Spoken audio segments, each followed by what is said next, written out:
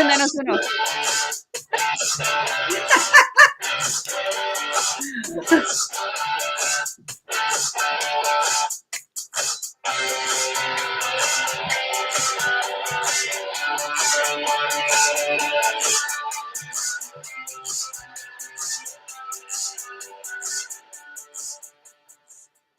Hello, everyone, and welcome to the Emotional Entrepreneur Show with Summer and Jen. Jen. I always try to think of a different way to say it. I think you say it different every time, which is I awesome. do.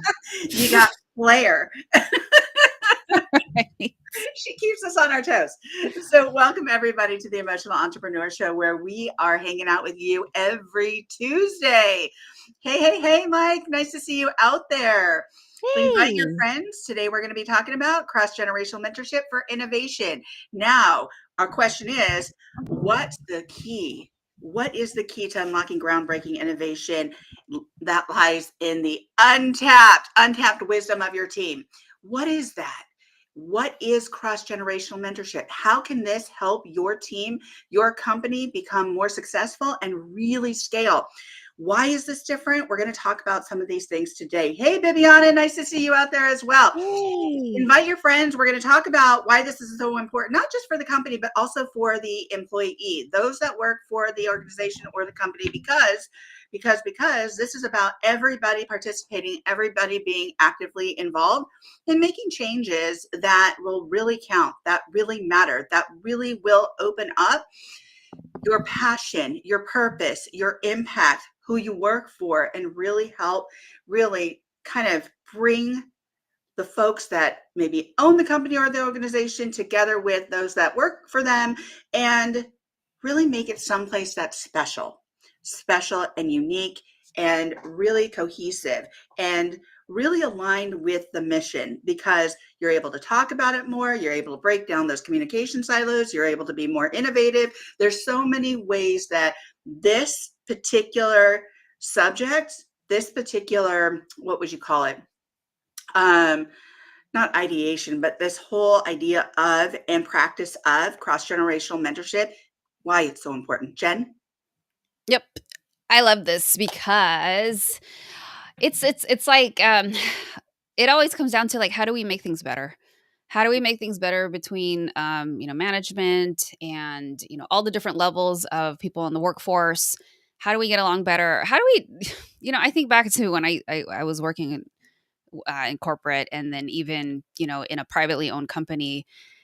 And it's like I would sit there and think like, oh my gosh, I'm spending a majority of my day here with the same people. So it's so important to create an environment that is fostering, that's nurturing, that makes me want to be there, because it does affect my work. I hated the fact that I didn't want to be there, but even more so how like it started to make me feel like I really don't care about the work. Like I was just checking off the boxes. I was just like, okay, I only got like crap, 6 more hours of this, and I'm like looking at the clock instead of like, I did okay. There was times when I was just like, I don't like this. I want to feel like I'm happy to be here. I feel good about the things that we're doing together as a team. We're working together. We're learning how to work together. All those different things, because it ended up affecting how my outlook. And then it took more effort and energy to want to show up, because I realized I couldn't do that because I was always going to do my best, but then it was just more efforting, and that didn't feel good. That didn't feel good. So, I love how we can talk about this, because innovation leads to better ideas and better ways of working in an environment and creating a culture that we want to be around. Yeah, absolutely. And we're going to touch on some of those things that really are going to help with innovating, really are going to help with communication. We're not just going to say, okay, hey, listen, you can innovate better, you can communicate better, but there are things that will actually support those factors, those issues, right? And we're going to talk about this because cross-generational mentorship can be your ultimate secret weapon to success. And we really want to get down to some to the depth of why this is, because we can say those buzzwords like communication, innovation, breaking down silos, those kinds of things, but what it really means to do that, how can you do that? We want to talk about this. Let me ask you out there who are with us today, whether you're on LinkedIn, whether you're on YouTube with us, watching us, or you're on Instagram, let me ask you, why do you think cross-generational mentorship, one, is different than other types of mentorship? And then two, why do you think this could be the ultimate secret weapon for retaining top talent and fostering creativity? I want to hear from you. I want to know what you have to say about this, because we have our own ideas. We have looked at different studies, but some of the things that we're going to discuss today are really, one, breaking down those barriers, right? And understanding why we have barriers, because one of the things is we stereotype. We understand we generalize and stereotype, right? We stereotype about the different generations. We address different things about, or misconceptions about different generations, such as millennials being more tech savvy, such as baby boomers being resistant to change. I mean, there are things that we are looking at today that we really stereotype about. So, can baby boomers be more tech savvy? Absolutely. Can millennials be more resistant to change? Absolutely. It can be, cross generational. But on the other hand, we haven't asked. We haven't asked our co-partners, our co-workers, the people that we work side by side with, as Jen said, for multiple hours a day, about their feelings, about how they see things, about better understanding them, so we can break down these stereotypes, break down these misconceptions. And that also helps with fostering and opening communication.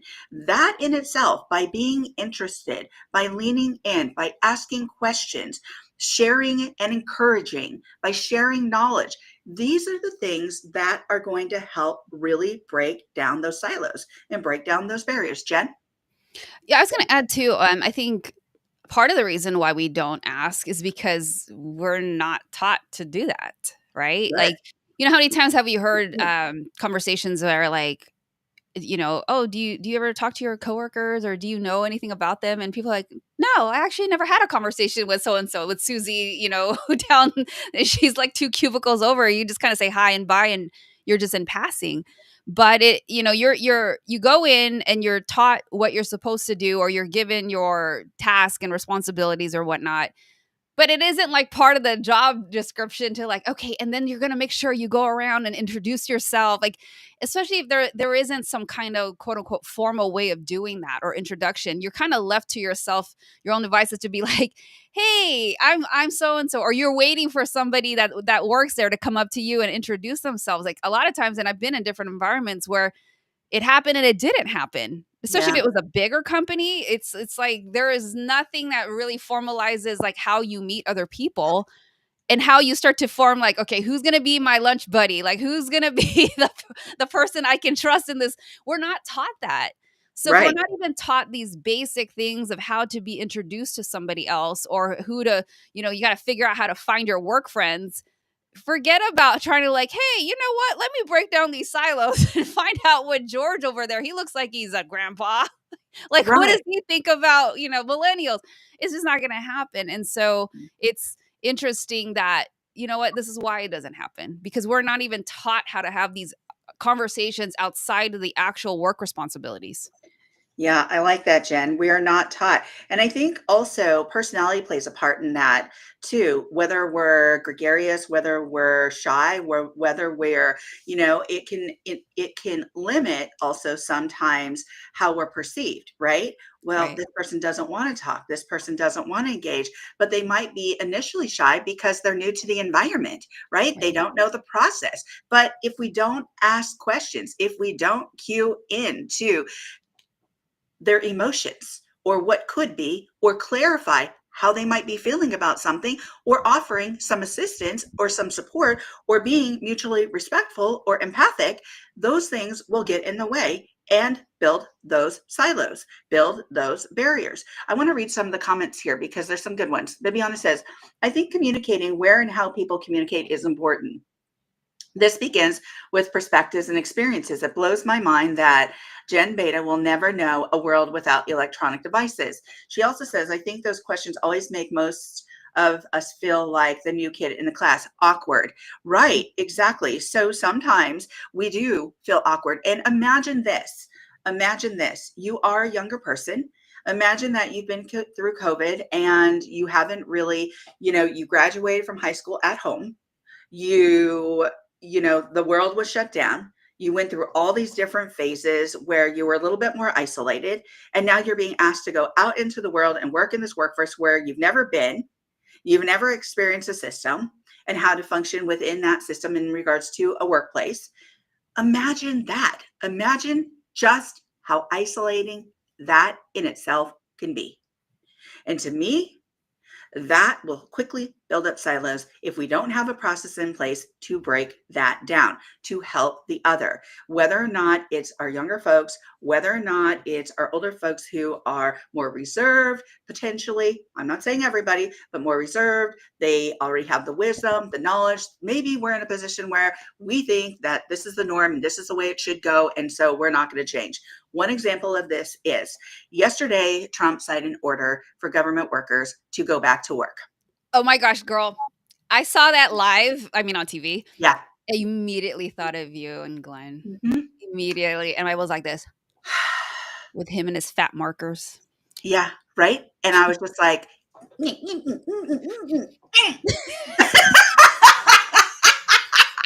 I saw it, and and then I I was went just to take like, a and then I was oh like, "I need to take a walk. I need to take a no. walk," and Yeah, I left with the high exactly. wind. So I was just like, whatever. Okay, here we go. I knew it was coming. I knew it was coming down the pike, but nothing's been set in stone. He signed the order, but here's the thing. There's somebody that my husband works with that many people, a couple of people who are upper echelon, who've been in the system for a long time, who want everybody back to the job. Why? It doesn't make any sense, right? It really doesn't make any sense. They have 3 hours, minimum 2.5 hours travel time back and forth to work. They get more out of their employees. My husband's been doing this for a while. He knows the system. And quite frankly, it should be a choice, right? And yet, they're just saying, okay, we're all going to come back to work. But why are we going to do those things? I know there are multiple things on the other side of the coin in regards to generating the economy. People are downtown. There are empty buildings. There are leases on those buildings. There's a lot that goes into this and a lot I've thought about. However, I think it also should be optional. It should be a choice. But again, the order was signed. So we don't know how that's all going to fall out. But what I do know and what I'm looking at is, this is why I mentioned this, because there is a generation out there who thinks that just because they know or they've experienced this is how it is supposed to work, or this is the way it's supposed to be, or they think it's supposed to be, they want people back in the office. But does that really make all the sense in the world? Like, is that the only factor considered because that's the way we've done it? It could be.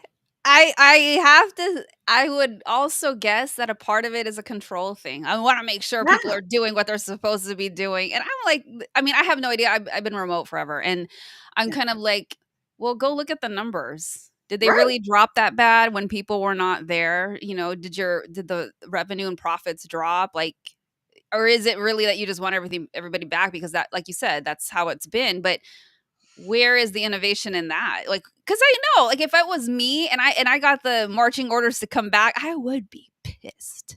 Yeah, and all You these know? I 50,000 federal workers I around would the be so country mad. who have moved and bought houses, are they going to be asked to come back into the office at headquarters? I don't know. We don't know that. We don't know how this is all going to roll out yet. We just know that he signed the order. But what I'm saying here, and the reason I brought this up, Mm, is because it's not the only way to work. And the reason being, or the reason we need to understand that, is because we need to start asking questions. We need to be considering our workforce. We need to be talking, yeah, communicating, saying what works and why, and giving that support for that. But we're not asking, as you said, Jen, they're not asking the questions. right. Let me read what Mike wrote. He Yes. said, and Mike is emotional success coach on Instagram. He said, some of the trainings I do is with OPM, and many of them work from home and they love it. I Yes, do believe they should be given a choice. See, there you go, proof positive right there. Coach right, Mike is working with people and they love it at home. And, right. Mike, I'm curious, do they feel like they've been more productive and they have a better, I don't know about this term, work-life balance? Like, I would think people are, they love it, they'd be happier, you do your job better. You're able to be where you need to be and still be efficient at your job. Yes, I love what Mike says here. I remember when it was said, people can't do their work from home until COVID happened, and what was considered impossible became possible. Boom. Exactly. Yes, exactly. And here's the thing, now that my husband's been doing it for so many years, they were rarely in the office in the first place because they traveled so much, right?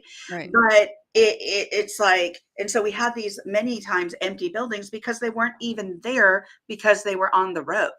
So, when I look at this and I look at some of the things that are happening now, and it wasn't a surprise. It was kind of shocking because it's something I didn't want to have happen, but it wasn't a surprise. We kind of had been talking about this. This is something that, we had known. So that's why we looked at houses and properties, but we didn't move. And also his boss said, "Hey, wait, let's wait till this new administration comes in, or if it is a new administration, let's see what happens, right?" And Right. so I'm just saying, as an example, these are the things that are changing, but we need to understand why we want this change, right? And how. And you also mentioned, you know, um, earlier on, just because somebody might be more seasoned, right, in the career path, it doesn't mean that they know everything or that that position is correct. So a lot of times we need to take out ego from, Oh my gosh. I right? think that's a huge, huge factor. I've been here for 30 years. Yeah, you've also probably been in an incubator for 30 years. And Oh, I'll give you an example. yes. So years ago, I was like 20, circa 2000. Yeah.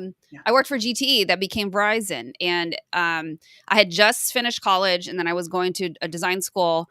So I had learned like all the latest, technology with design programs and whatnot. And then my mom used to work there. Well, I mean, she worked there when I was there. That's how I got the job, Okay. and is a publishing company of Verizon. So is the people that we made the yellow pages and the Oh, ads and all the artwork and everything. And I was surprised because it was a shock to me because they didn't use any of the software that I had learned in the outside world.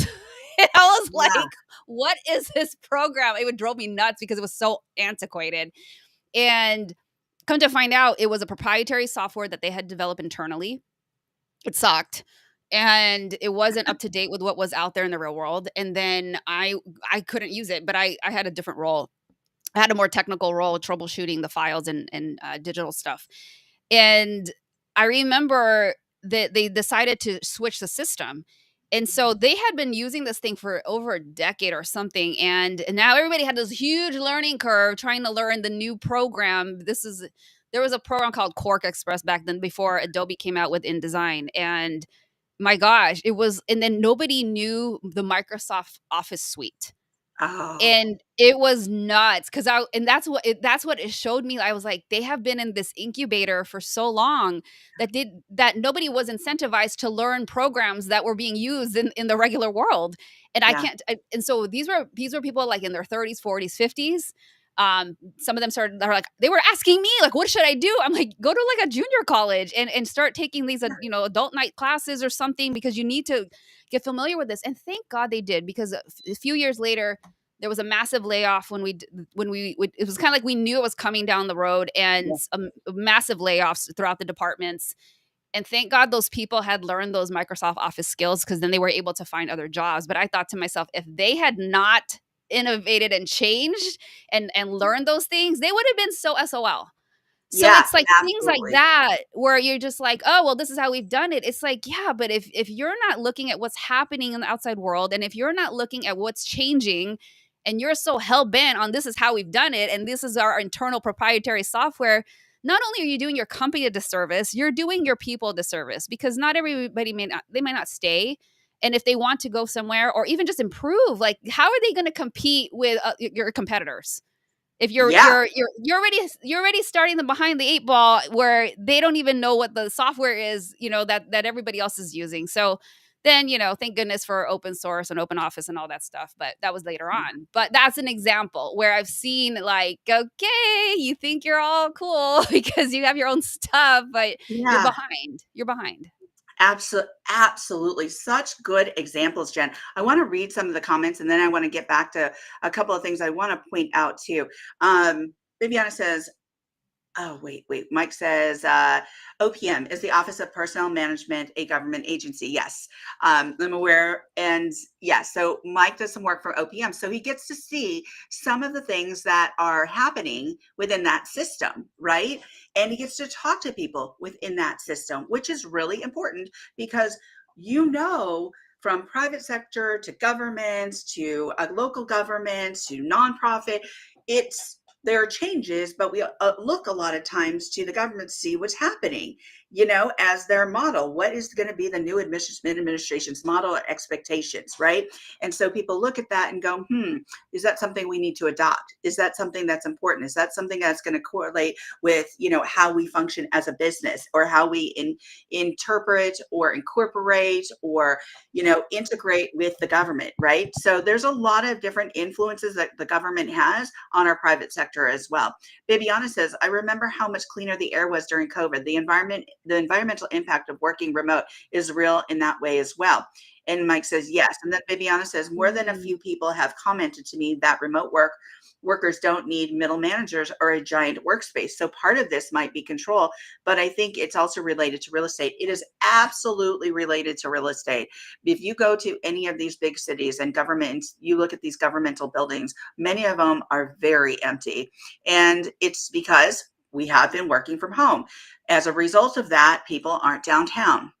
As a result of that, small businesses may be closed or have closed. It may be that they're not using the resources downtown as much, such as your dry cleaners, your other restaurants, your other businesses that people tend to use before work, during lunch, and after work.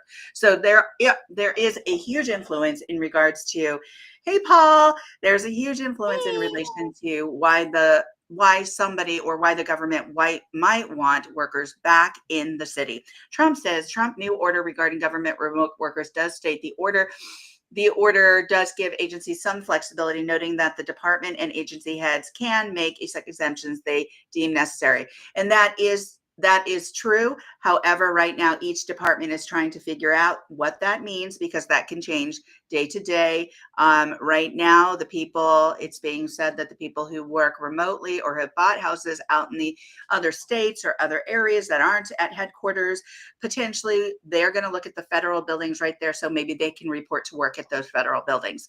So there's a lot going on behind the scenes right now in regards to what that flexibility actually means.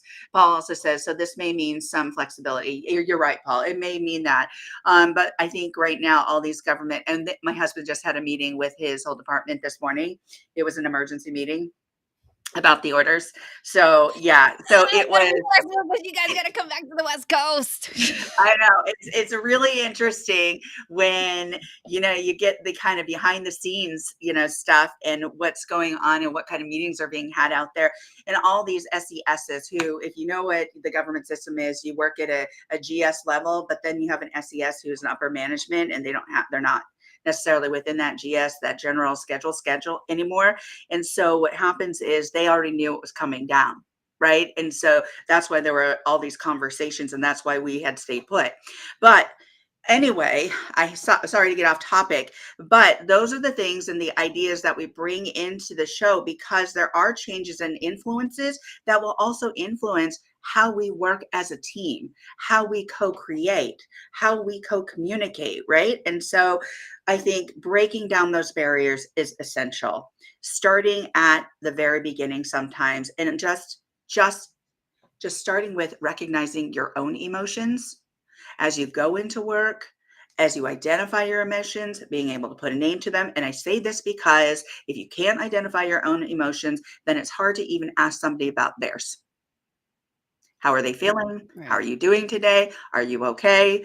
Those kind of questions. And those are very personal, very important questions to ask your coworkers.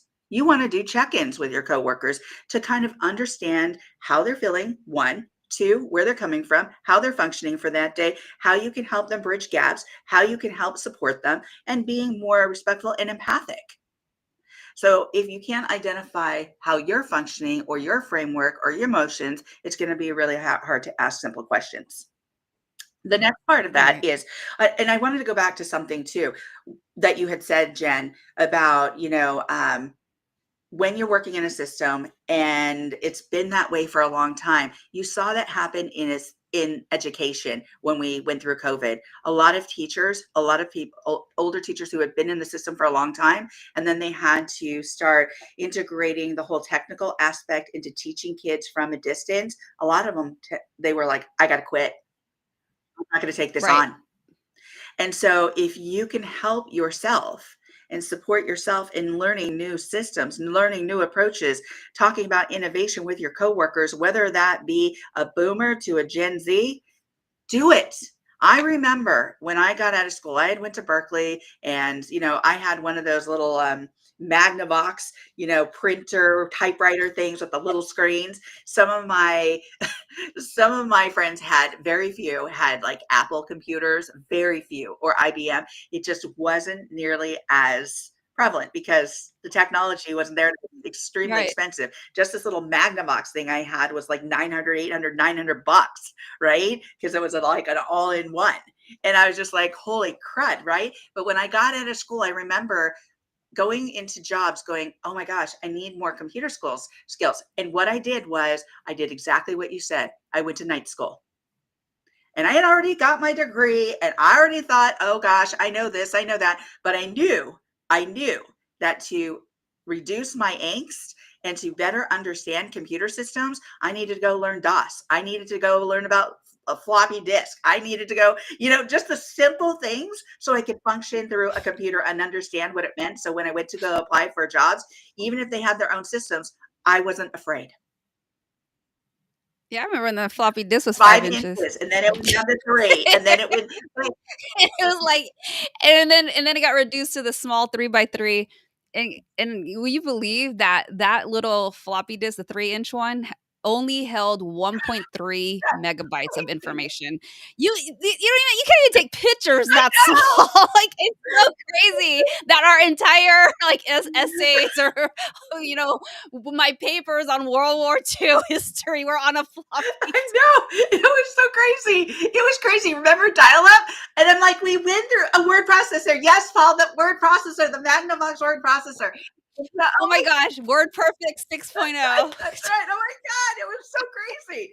And it's like, and I had other friends who had them too, but they were different brands or whatever. But it was so convenient because I could print, I could type, I had a little screen, and I was like, I wasn't doing the typewriter thing anymore. Like, you could actually go and make revisions on a screen. And I was like, Yeah, not this, like, switching out yeah. cartridges and then the erase cartridge, and then you were screwed if the erase cartridge ran out, you didn't have Yeah, a oh new my one. god, and I always made sure that I had extra, like, wet printing cartridges in that thing because I was, and it would be like because it would dot matrix, and 1 page took, like, a minute, and 2 pa it was so slow. With the the perfs on the Yes. side with the holes because it was a pinwheel thing. Yes. It was like going way back to the tape where your Uh, tape got unraveled and you had to take the pencil.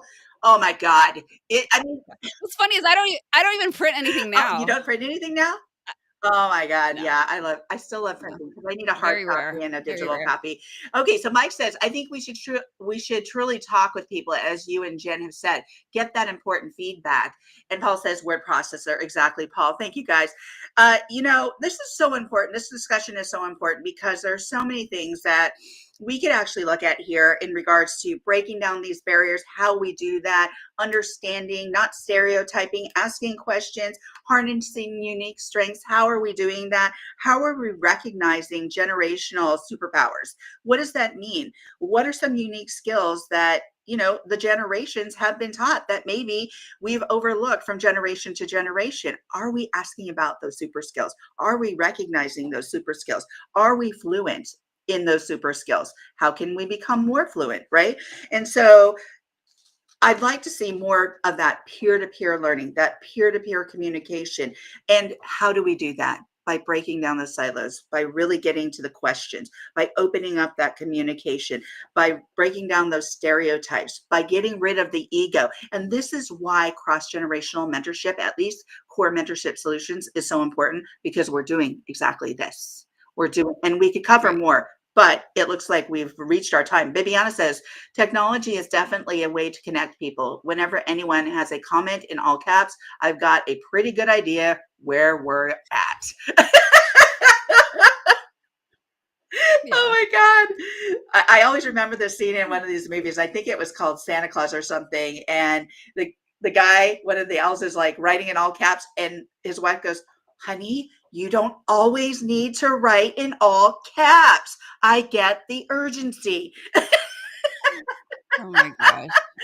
Anyway, but that, yes. And thank you, Bibiana, for bringing that up, because I think there are different ways of communicating that we've learned from generation to generation as well. And some people have not learned how to pick up on those cues, or even to ask questions, or even to help people move through or learn those new skills. And I think there could be a lot of confusion related to communication, because as we go from generation to generation, and even learning new words, like when something you brought up yesterday in a meeting, Jen, it was like, have you heard this word? And Oh, nerf, Nerf. right. Nerf. Okay, I'm gonna tell you guys if you don't know what that I'm probably the only person who didn't know what that That's was. true. My thir my 13-year-old taught me. He said something Nerf, and I was like, "What's that?" Because in my mind, I'm thinking of the Yeah. football, right? The squishy football, and he's like, "No." I was like, "Well, what does that mean?" And he's like, "It means to downgrade, to descale." Like, he's literally telling me like it's like I was like, "Can I use it as a verb? Like, can I use it like you're nerfing? You need to nerf down?" And he's like, "Yes." And I was like, Okay. I'm laughing thinking like, this is how I'm learning, the vocabulary today alongside urbandictionary.com. And that's important. A lot of times I'll look up too, and I don't even have kids. I'll look up like the slang that kids are using today, right? Just because I'm like, I Right. don't know. Like, I don't know. And there's so much out there. And if parents want to be familiar with what their kids are writing, look at that up. Understand what they're Oh, saying to each other. Right? I know. And look at Mike. Jen, you didn't know. No, I didn't, Mike. I was yesterday years old when I found out. Look at Mike. Jen, you didn't know Nerf? No, I didn't. I use regular English. But there again, we make these assumptions, our ego's in the way. But Jen, she actually asked her son, hey, can we open this up for some conversation? And may not have said it in this way, but what does that mean? How would I use that? Is that a verb? Is that an adjective? Like, tell me more, right? But she was curious. And I think that curiosity really helps, because it opens us up to that friendly conversation. It's not contentious, it's not ego driven, right? So, an app idea. Yes, Paul, That's go work great, Paul. Totally. work on that, Yeah, Paul. Go work on that. absolutely. Viviana said emojis can be dangerous too. Oh, Yes. yes, because how many times have you looked at emoji and you're almost like, "I don't know how to interpret this one." Or no. I'm just not gonna react. I'm just gonna, like, leave it as read. In my little brain, I'm like, okay, should I use that one? No, but that would be so good. I Right. don't go I have there. a few favorites. I have a few favorites. Yeah, I have favorite emojis and favorite Yeah. gifs, and Yes, you it's do. so Yes, funny. you do. And Mike said, I got to my daughters and grandson to update my language. I go to my daughters, and yes, absolutely good. I Oh just my see, gosh. that's what we're talking about. Even in the workforce, we can do things like that. We can go to people and say, hey, can you help me? But we're not going to do that unless we break down those silos, unless we open up communication, unless we learn how to put some of that ego aside, right? Ego isn't all bad. And this is a conversation I had with somebody who's working on the KMS team as well. And he said, tell me more about ego. And I said, hey, listen, ego is the play is our internal system and our internal framework, where we're trying to figure out where we belong in society, how we function and how we maneuver, and what that looks like for us and how we interpret that. So ego can mean a lot of different things. It's not like we're going to solely get rid of it. Like we don't want to solely get rid of our amygdala back here, because that's something that helps us with our fight or flight, right? So we're not going to get rid of our ego completely, because it helps us really recognize and understand how we personally function through the world. However, there's some times where we can tone that down to be able to innovate and learn together and co-create together. And that's what we're saying. We have the ability with KMS being in place to help your organization, to help do that, to help your company better, kind of minimize a little bit, round out that ego. Mike says, one of my favorite proverbs is, who is he that is wise? Question mark. He who learns from all. I love that. Okay. Mm. That is Mike's words of wisdom that we're going to take away. Okay, I should do a screenshot of that. Okay, did a screenshot. Thank you, Mike. And Jen, your nugget for today.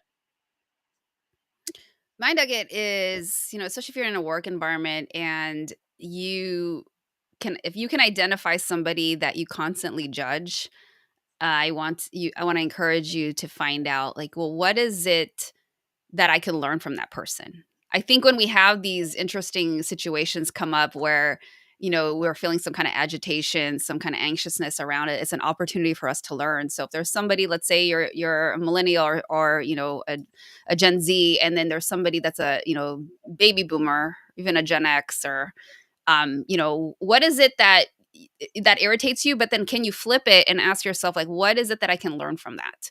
Maybe that person is just, you admire their work ethic. One of the stereotypes is like, I've seen so many memes on this where the younger generation is just like weak, they give up so easily. But if you're like, Gen X, especially, like you're gonna power through anything, Yeah. because we grew up in a different era. So what are these things that we can learn from each other that, it may initially bug you, it may, irritate the hell out of you, but what is it that you can learn from them that maybe you can flip it around and ask yourself, like, you know what, how can I embody some of that? And how can that benefit me for the better? Yeah, I love that, Jen. That is so important. And I want to kind of, not give my nugget yet, but I want to kind of mention something about being a Gen X and being somebody that has always powered through things, right? But it's not always good, right? And yet Right. we hold so tight to that because it's like, well, that's what got us through. Why don't you power through? Why can't you do that? Right. And so we have those expectations of the other as well. Right. And I still did it last week or 2 weeks ago when I fell down the stairs, and I'm sitting there and I am in such pain, and I'm thinking I broke my ankles, and I'm just like, oh my God, you could still have to get up. You have somebody right outside your door waiting for you. Get your butt up.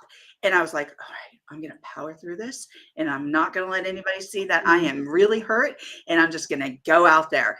And that's that conditioning, right? And I did, and I got up, and I did afterwards tell my husband I just fell down the stairs and I had to sit down and whatnot. But that's that conditioning. And that is so hard to let go of sometimes, to feel or vulnerable or to look vulnerable. And it's okay.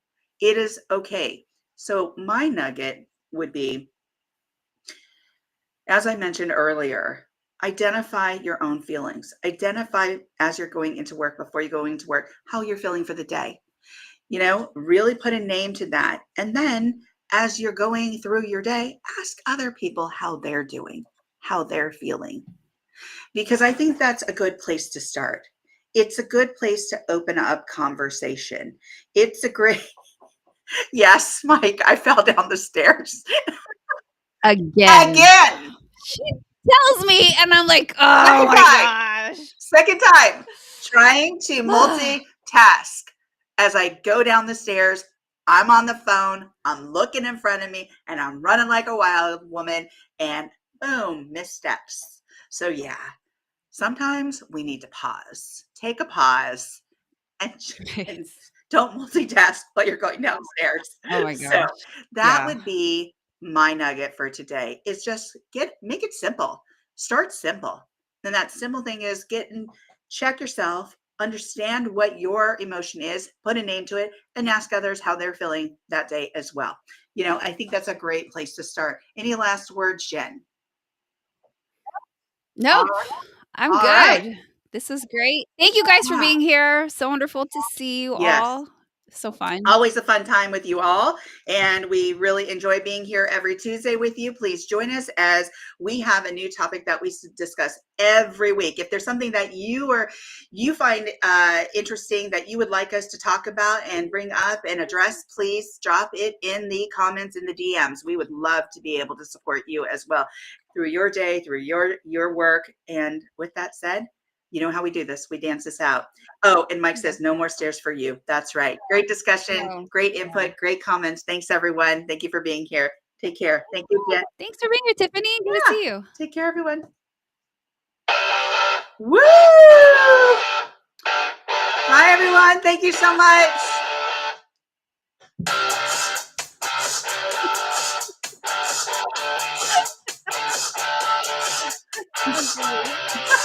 Bye. Have a great week, everyone.